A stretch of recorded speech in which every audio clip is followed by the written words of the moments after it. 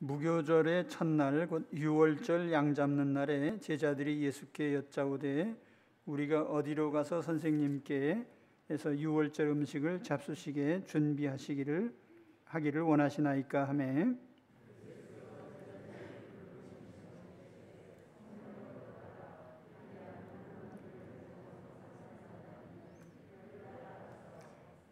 어디든지 그가 들어가는 그 집 주인에게 이르되 선생님의 말씀이 내가 내 제자들과 함께 유월절 음식을 먹을 나의 객실이 어디 있느냐 하시더라 하더라.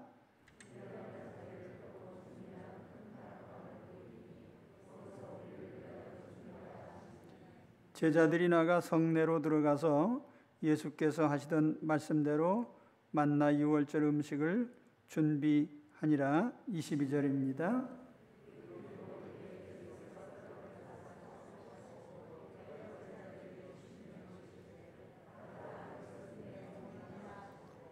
또 잔을 가지사 감사기도 하시고 그들에게 주시니 다 이를 마시매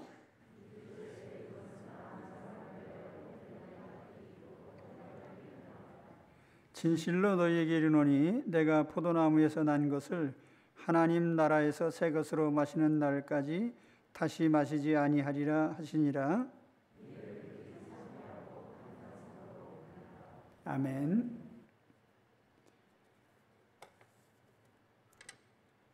고난주간 목요일 이야기입니다.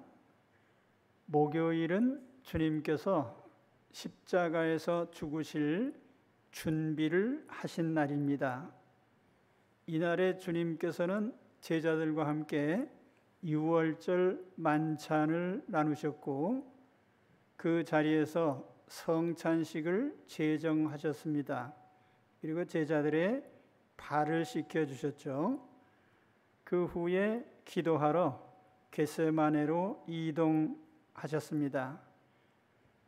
기도하는 가운데 한밤중에 공회가 보낸 병사들에 의해서 체포당하고 밤새 공회와 빌라도 법정으로 끌려다니시면서 신문을 받으셨습니다. 그리고 그곳에서 사형 선고를 받으셨죠. 본문은 유월절 만찬을 준비한 과정, 그리고 유월절 만찬 또한 성찬식을 제정하시는 장면, 또 감람산으로 이동하는 장면까지 기록이 되어 있습니다. 오늘 본문 읽어드린 대로 내용은 크게 두 가지예요. 첫째는 유월절 만찬이고 두 번째는 성찬식입니다. 둘 다 어린 양의 죽음을 기념한다는 의미가 있고 그러나 구약의 유월절은 짐승의 죽음을 기념하는 그런 외형적인 의미가 있지만 신약의 성찬식은 예수 그리스도의 죽음을 기념하는 그런 의식입니다. 여기에서 강조된 것은 내 죽음을 기억하라는 것이죠.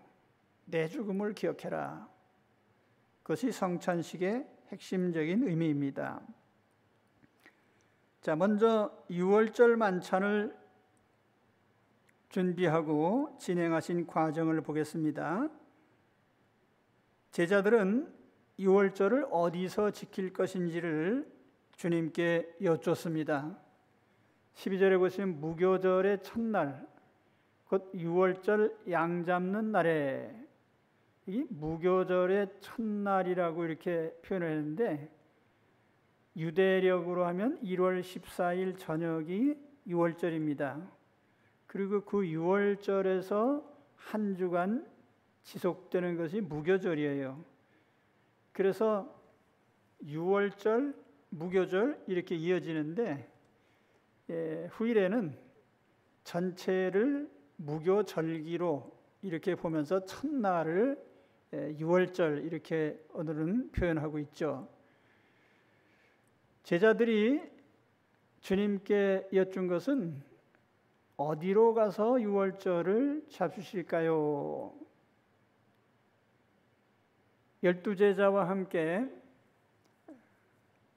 비교적 많은 사람들이 한 장소에 모여야 되기 때문에 넓은 장소가 필요했어요. 그리고 그 인원에 맞게 또 양을 잡아야 되기 때문에 주님께 장소를 부른 것입니다.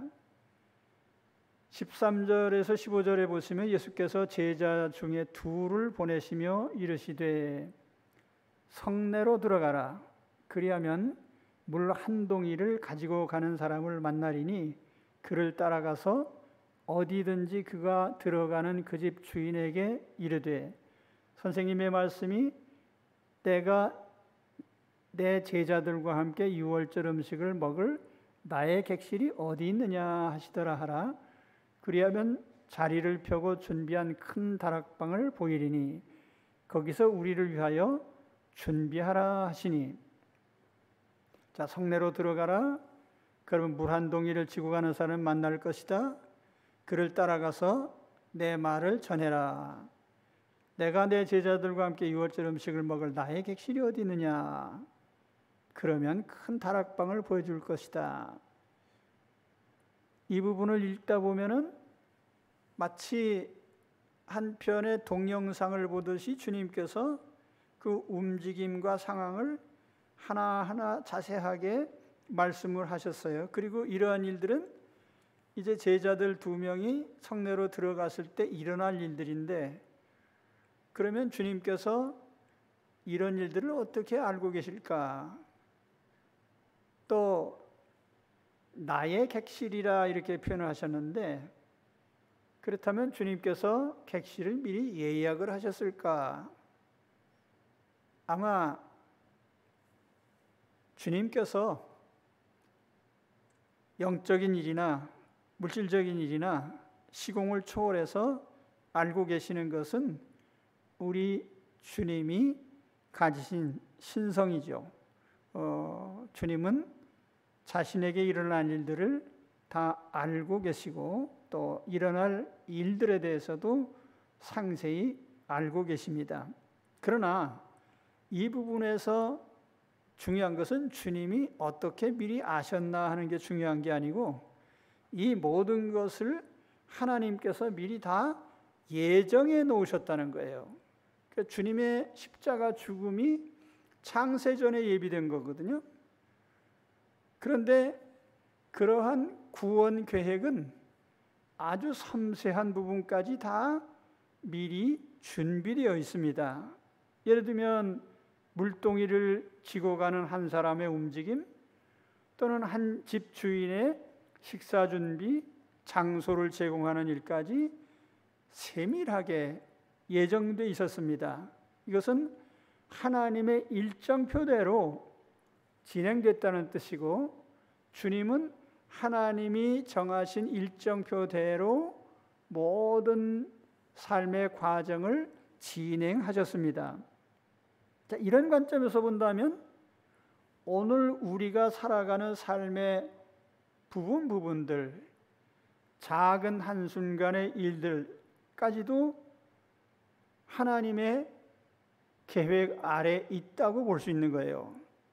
그러니까 우리는 이 세상에서 누가 보든지 안 보든지, 공적인 자리든지 사적인 자리든지, 나의 움직임이 하나님의 계획 아래 있다라고 하는 걸 의식한다면 결코 우리는 함부로 살 수가 없겠죠. 자, 우리가 한 끼에 식사를 하는 거 뭐 아무것도 아닌 것 같지만 그 일을 통해서도 하나님의 일을 하시고, 물동이를 이고 가는 한 사람의 움직임, 또는 다락방을 식사 장소로 제공하는 일, 이런 모든 것에 하나님의 섭리가 숨어 있습니다. 그래서 우리는 나의 아주 사소한 일들을 통해서 하나님이 매 순간 어떤 일을 하고 계시다는 것을 의식하고 살아야 돼요. 특히 대인관계에서 그렇습니다. 우리는 살아가는 동안 많은 사람을 만나요. 그래서 우리는 그 많은 만남이 그저 불필요하거나 또는 별 볼 일 없는 만남이라고 생각하지만, 그러나 우리가 만나는 모든 사람들과의 그 만남 자체도 한순간 한순간 다 의미를 가지고 있는 거예요. 그래서 우리가 개나 돼지처럼 함부로 사람을 대해서는 안 되는 겁니다. 모든 사소한 만남과 대화와 우리의 행동 속에 하나님은 하나님의 일을 하시는 거예요. 그래서 우리는 매우 신중한 자세로 움직여야 돼요. 마태복음 18장 10절에 보면은 삼가 이 작은 자 중에 하나도 없인 여기지 말라. 너희에게 말하노니 그들의 천사들이 하늘에 계신 내 아버지의 얼굴을 항상 배움느니라. 여기 작은 자라고 표현한 것은 세상적으로 말하면 별 볼 일 없는 사람, 하찮은 사람, 그런 뜻이에요. 그런데 그 사람들의 움직임, 또 그 사람들을 대하는 그 사람들의 행동까지 그들의 천사들이 하나님께 보고를 드린다는 거예요. 그럼 오늘 내가 길을 가다가 비천한 사람에게 말 한마디 던진 것까지 천사가 하나님께 보고한다는 생각을 가져보세요. 어떻게 내가 함부로 말할 수 있겠습니까? 그렇죠? 그래서 우리는 하나님께서 이렇게 모든 섬세한 일들을 준비하시고 관여하고 계심을 항상 의식하면서 살아야 되는 겁니다. 그런데 주님께서 제자들에게 명령하신 대로 제자들이 행했더니 주님이 말씀하신 대로 다 진행이 됐고 그대로 이루어졌어요. 본문 말씀에 보면은 제자들이 주님의 명령대로 했다, 그것을 기록하고 있는데, 여기 집주인이 이런저런 말을 했다는 이야기는 단 한마디도 기록되어 있지 않습니다. 주님의 명령대로 다 진행이 됐어요. 이게 중요한 거예요. 그래서 오늘 우리는 주님의 명령대로 사는 게 중요해요. 주님 말씀하신 대로 살면 반드시 그 결과가 나타납니다. 그 16절에 보면 제자들이 나가 성내로 들어가서 예수께서 하시던 말씀대로 만나 유월절 음식을 준비하니라. 그래서 예수님의 유월절 준비는 이렇게 주님께서 창세전에 십자가 죽음을 준비하신 것처럼 하나님의 철저하신 준비 속에서 이루어졌습니다. 자, 다음은 성찬식을 제정하신 과정입니다. 주님은 유월절 식사를 하시는 자리에서 성찬식을 제정하셨습니다. 유월절 만찬과 성찬식은 같은 맥락이지만 서로 다릅니다. 같은 맥락이라는 것은 둘 다 어린 양의 죽음을 매개로 하고 있죠. 다른 점은 유월절이 애굽에서의 구원을 기념하는 의식이라고 하면 성찬식은 마귀로부터의 구원, 죄와 심판으로부터의 구원을 기념하는 의식입니다. 유월절이 외형적인 구원을 보고 있다면 성찬식은 내면의 구원, 영혼의 구원을 보고 있죠. 구약의 유월절이 짐승의 죽음을 바라보고 있다면 신약의 성찬식은 예수 그리스도의 죽음을 바라보고 있습니다. 그래서 구약의 유월절 어린 양은 상징이고 그 실체는 예수 그리스도의 몸이죠. 예수 그리스도 자신입니다. 그런 의미에서 본다면 구약의 유월절은 반드시 신약의 성찬식으로 바뀌어야만 됩니다.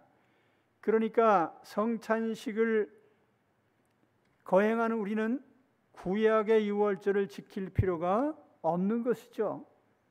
우리는 짐승의 죽음을 기념하지 않습니다. 십자가에서 피 흘리시고 찍히신 주님의 죽음을 기념합니다. 새 포도주는 새 부대에 담아야 돼요. 그렇기 때문에 예수 그리스도의 성찬식을 우리는 유월절 절기에 담을 수 없는 거예요. 유월절 절기는 반드시 성찬식으로 바뀌어야만 되는 것입니다.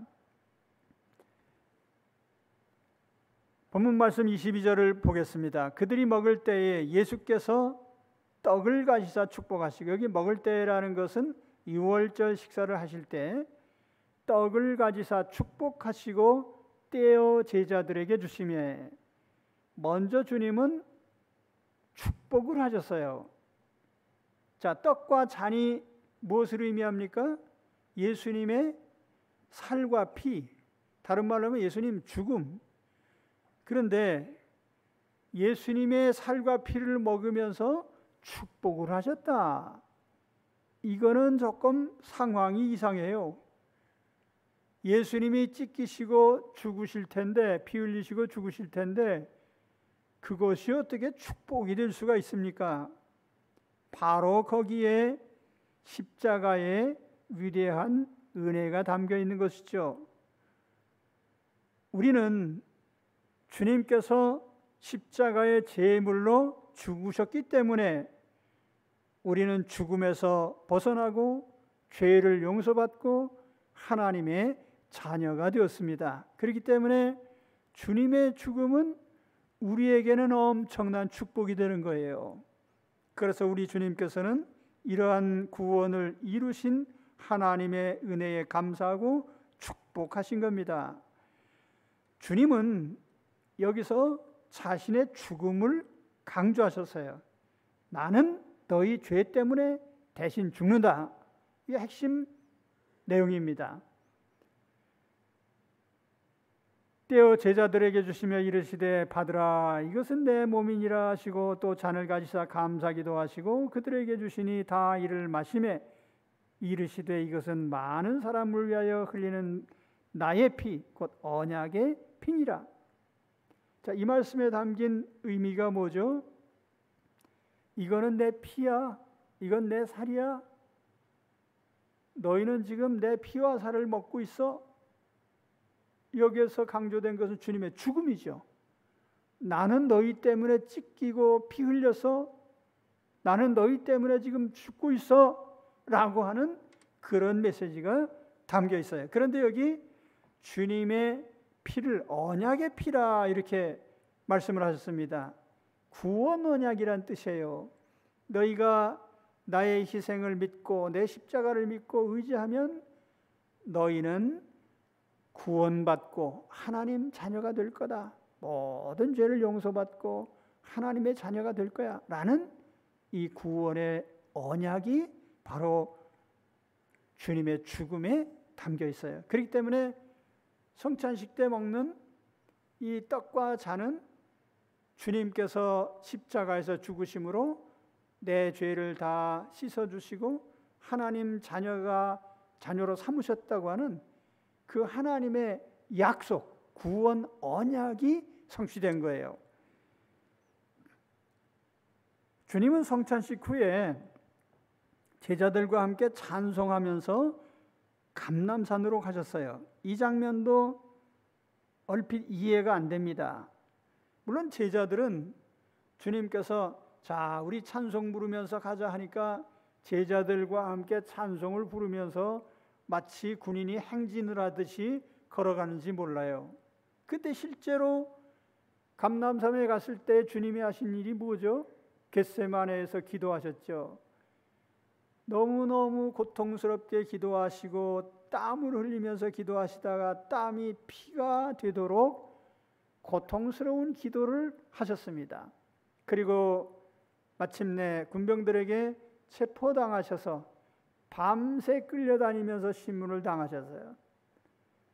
공회에 끌려가고 제사장 앞에 끌려가고 빌라도에게 끌려가고 이런 고통을 받다가 마침내는 사형 선고를 받으시고 죽으실 텐데 그러한 고통을 향해 나가는 길에 찬송이 나와요. 제자들은 모르고 불렀을 거예요. 알면 못 불렀을 겁니다. 그때 주님과 함께 찬송을 불렀죠.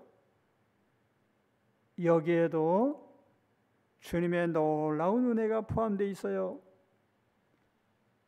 우리 찬송가에 보면 예수님께서 내 죄를 대신하여 십자가에서 피 흘리신 것을 찬송을 합니다. 보혈 찬송이라 그래요. 이 보혈 찬송의 내용이 찬송가에 많이 들어있어요. 저는 처음 예수 믿을 때부터 지금까지 항상 불러도 실증이 나지 않고 부를 때마다 은혜되는 것이 보혈 찬송이에요. 주님이 내 죄 때문에 십자가에서 피 흘리신 주님의 피를 찬양하는 거예요. 그래서 제자들은 바로 감람산으로 가면서 고통의 장소 십자가를 향해 가면서 찬송을 부른 거예요. 우리는 항상 이 주님의 보혈을 찬송해야 됩니다. 그리고 보혈 찬송만큼 은혜가 되고 힘이 되는 찬송이 없어요. 여러분 일평생 주님의 피를 찬양하시기 바랍니다. 이 찬양 부를 때에 우리의 영혼이 깨끗해지고 성령님 은혜가 임하셔서 마음이 뜨거워지고 세상을 이길 능력을 체험하게 돼요. 자, 성찬식은요, 먹는 의식이에요. 입으로 먹어요. 자, 주님의 십자가 죽음을 기억하는 방법은 여러 가지가 있겠죠. 단지 그냥 기념식만 행하는 방법도 있을 거고, 뭐 말로 행할 수도 있고. 근데 이건 먹어야 돼, 입으로. 그것도 먹을 때마다 꼭 이 말을 꼭 해야 돼요. 이거는 내 피다. 이건 내 살이다. 이걸 기억하면서 먹어야 돼. 그 왜 먹으라고 했을까요? 우리가 왜 먹습니까? 죽지 않고 살려고 먹어요.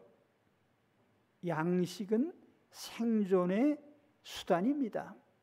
그렇다고 하면 우리가 주님의 살과 피를 먹는 것은 우리 영혼의 생명이다.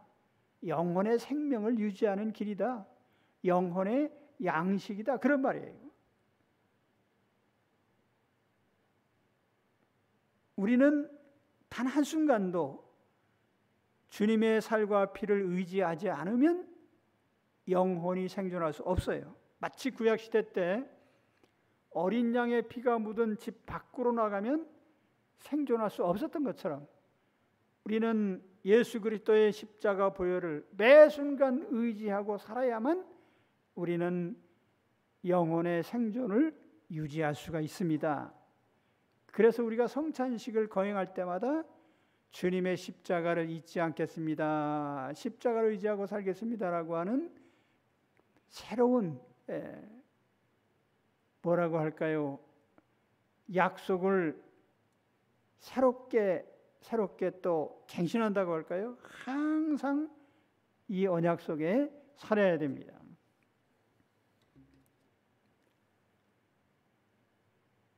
성찬식은 주님의 죽음을 기억하기 위한 예식입니다.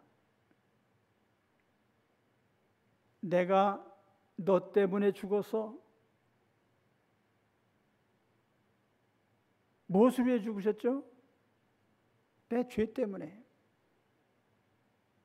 내가 내 죄 때문에 죽어서 꿈에도 잊지 마라. 내 살을 먹고 내 피를 마셔. 내 죽음을 기억하라. 나는 내 죄 때문에 찢겼다. 나는 내 죄 때문에 피 흘렸다. 너는 내 죽음을 잊어서는 안 된다. 그렇다면 주님이 십자가에서 죽으신 것을 그냥 메모리만 하고 기억을 해두라는 뜻일까요? 아니에요. 우리 삶에서 반드시 주님의 십자가를 사용하고 또 십자가에 의해서 살아야 될 우리의 두 가지 명백한 방향이 있는 겁니다. 첫째는 우리는 항상 주님의 십자가를 의지해서 죄 문제를 해결해야 돼요. 그러니까 우리가 살아가는 동안 항상 죄 문제를 해결하라는 거예요. 주님의 십자가를 통해서요. 죄의 값은 사망입니다. 죄를 지으면 죽어요. 영혼이 죽고 육신이 죽고 삶이 죽습니다. 그래서 우리는 항상 죄를 해결해야 됩니다. 죄를 해결해라. 물론 우리는 예수님을 영접하고 믿을 때에 평생의 죄를 다 용서받기로 약속이 되어 있고 그건 하나님의 법이에요. 그러나 문제는 뭐냐면 우리가 살아가는 동안에도 계속 죄를 짓고 있다고 하는 이 명백한 사실인 것입니다. 여러분 예수 믿고 난 뒤에 죄를 멈추셨습니까? 죄가 혹시 줄어들기는 했을지 몰라도 멈추지는 않았어요. 나는 예수쟁이들이 살아가는 걸 알고 있어요. 왜냐하면 나도 예수쟁이니까. 나는 내가 살고 있는 삶을 보고 알고 있습니다. 나는 매일 죄를 져요. 그러면 여러분들은 저보다 배나 거룩하시니까 죄를 안 지을까요? 어림도 없죠. 말로 죄를 짓고 생각으로 죄를 짓고 미워하고 시기하고 남 악평하고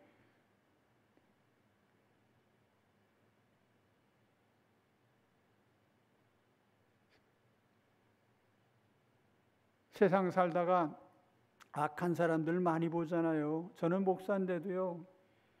저런 인생은 없어졌으면 좋겠다. 그런 생각을 가끔 해요. 주님 같으면은 그런 생각 안 하셨겠죠. 저 사람 회개시켜서 구원해야지. 그런 생각할 텐데 나는 아직도 매일 죄를 짓는 거예요. 마음으로도 죄를 짓고 말로도 죄를 짓고 행동으로 죄를 짓고 어떤 때는 내가 한 행동이 혹시라도 내가 목사라고 드러날까 봐 조마조마할 때도 있어요. 그런데 이런 죄를 지을 때 우리가 어떻게 해결합니까? 주여, 주님의 십자가를 의지합니다. 내 죄를 씻어주세요. 이 죄에서 나를 건져주세요. 죄가 나를 공격할 때마다 우리는 십자가를 의지하고 죄에서 벗어나야 돼요. 죄의 문제는 십자가 외에는 해결책이 없어요. 내 힘으로 내 죄를 벗어 던질 수가 없습니다. 내 힘으로 죄의식에서 벗어날 수가 없어요. 내 죄는 사람이 해결해 주지 못합니다. 그렇기 때문에 우리는 항상 우리 주 예수 그리스도의 십자가를 의지하면서 살아야 돼요.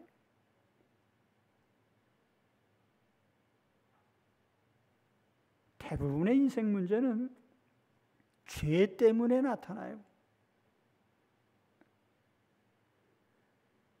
우리가 육체적으로 병들고 대인관계가 깨지고 돈 문제가 발생하고 그래서 우리는 이러한 일들이 일어날 때마다 원망하고 불평하지만 실상은 대부분의 인생사들이 죄 때문에 발생해요. 내 죄 때문에 일어나기도 하고 다른 사람 죄 때문에 일어나기도 하고 인간의 모든 불행은 죄 속에서 일어나는 것입니다.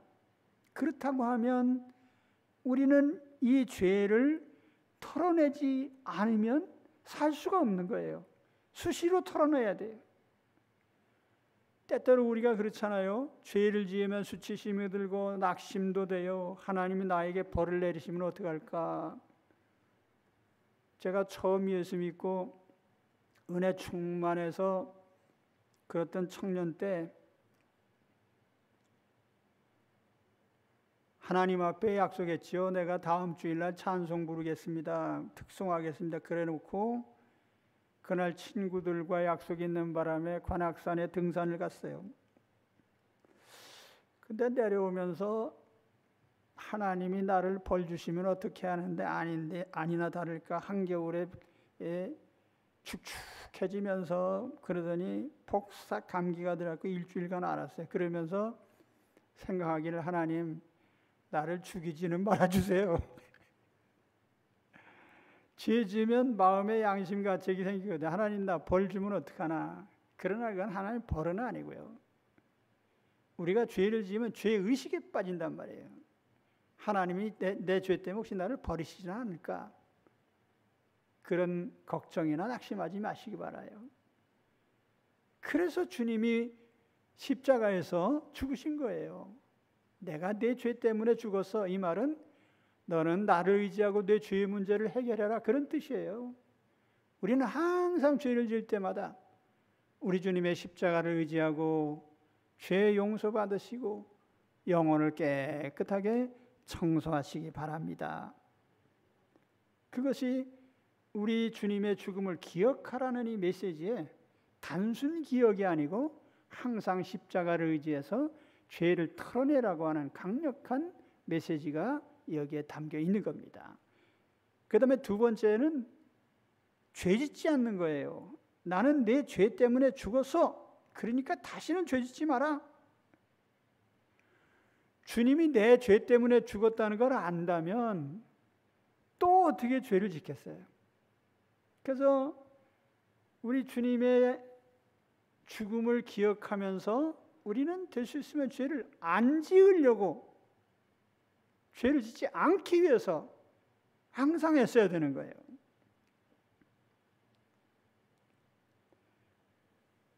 주님이 나 때문에 죽으셨는데 또 죄를 짓는다면 그건 주님의 죽음을 욕되게 하는 거잖아요.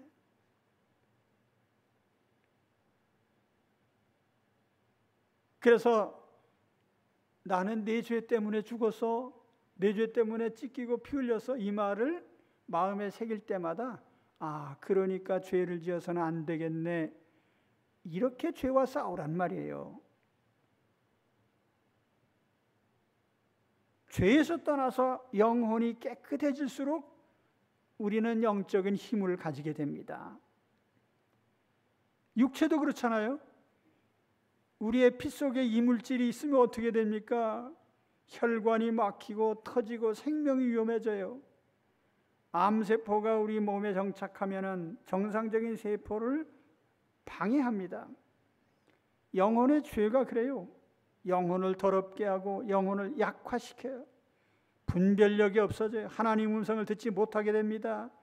죄를 지으면 자존감이 사라지고 자신이 없어져요. 불안하게 돼요. 그러니까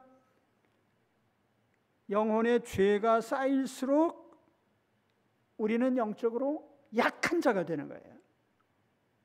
마귀의 공격을 이기기 힘들어요.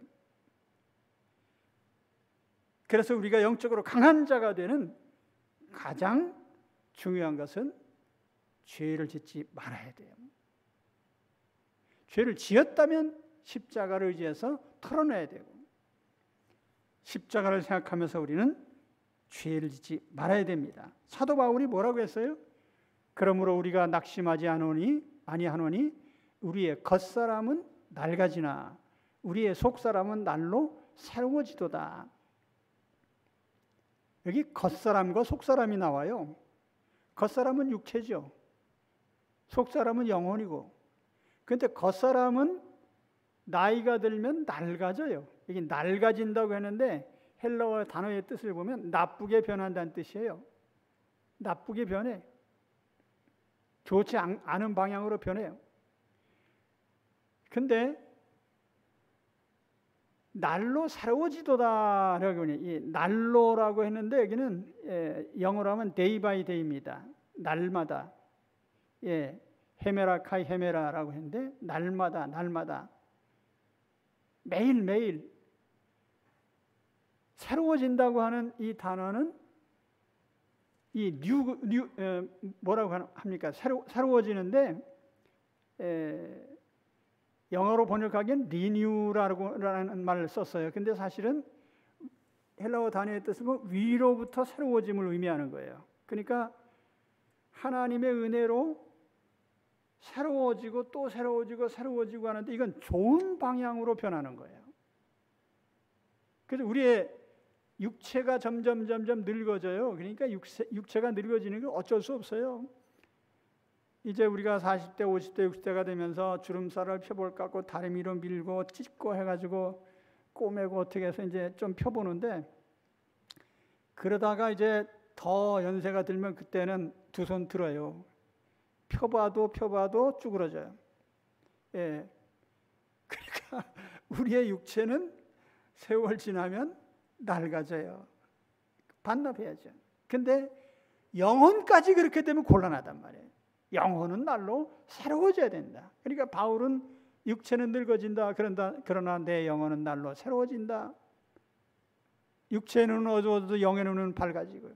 하나님 뜻을 아는 분별력은 더 강화되고 영적으로 하나님 나라를 바라보면서 살게 되는 강력한 소망을 가지게 되고,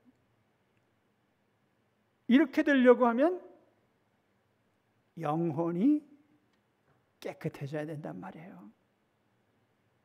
죄를 짓지 않을 때,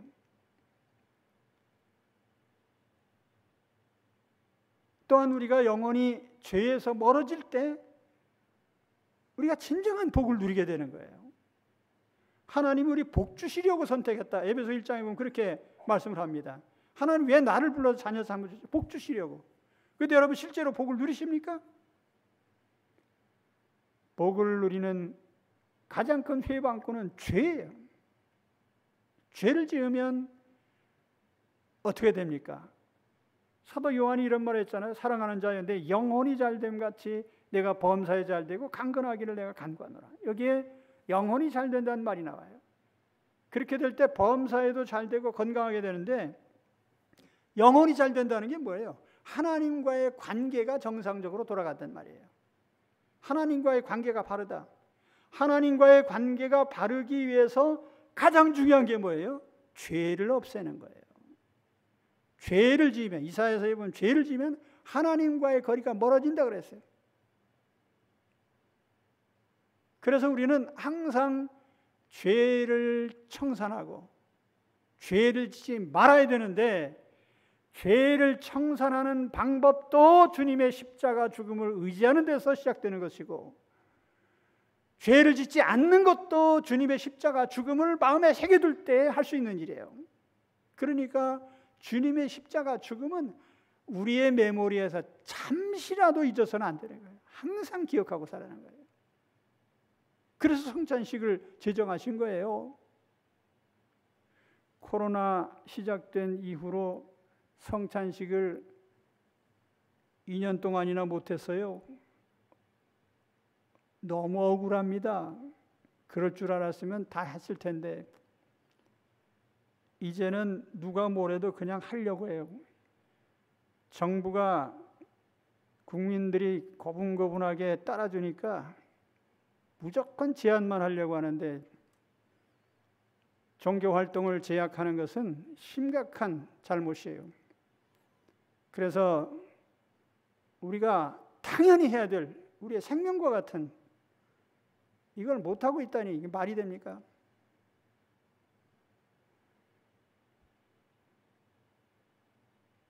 아무튼 여러분, 주님은 우리에게 말씀하세요. 나는 내 죄 때문에 죽었다. 내 죄 때문에 찢기고 내 죄 때문에 피 흘렸다. 그러니 내 죽음을 기억해둬라. 다시 말하면 내가 내 죄 때문에 죽었으니 너는 죄 지을 때마다 내 십자가를 의지하고 해결해라. 그리고 내가 네 죄 때문에 죽었으니 너는 다시 죄 짓지 마라. 영적으로 깨끗해져라. 깨끗하게 살아라. 그런 의미예요. 이 성찬의 의미를 아시고 주님의 십자가를 날마다 의지하면서 사시는 우리 성도들이 되시기를 주의 이름으로 축원합니다. 기도하겠습니다.